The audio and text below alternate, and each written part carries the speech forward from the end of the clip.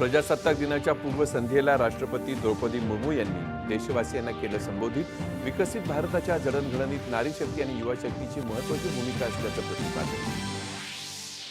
जागतिक पटलावर अनिश्चिततेच्या काळातही भारताचा सातत्यपूर्ण आर्थिक विकास, जगातली तिसरी सर्वात मोठी अर्थव्यवस्था बनण्याच्या दिशेनं देशाची आगेकूच. राष्ट्रपती.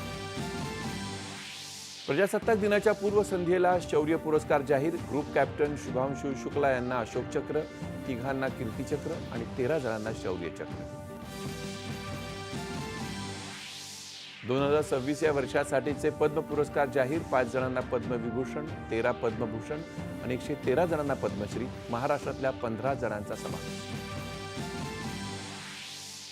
मतदार हाच लोकशाहीचा आत्मा, म्हणूनच मतदार होण्याचा उत्सव साजरा केल्यास मतदानाबद्दल जागरूकता वाढेल. पंतप्रधानांचं मन की बात कार्यक्रमात आवाहन. भारत जगातली तिसरी सर्वात मोठी स्टार्टअप परिसंस्था म्हणून प्रगतीपथावर असताना उत्पादनांची गुणवत्ता सुधारण्याचा संकल्प करण्याचं पंतप्रधानांचं आवाहन.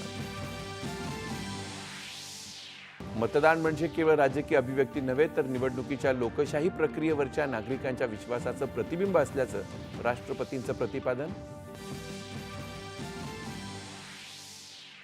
राज्यातल्या 3,37,000 मेट्रिक टन तूर खरेदीला केंद्रीय कृषी मंत्र्यांची मंजुरी.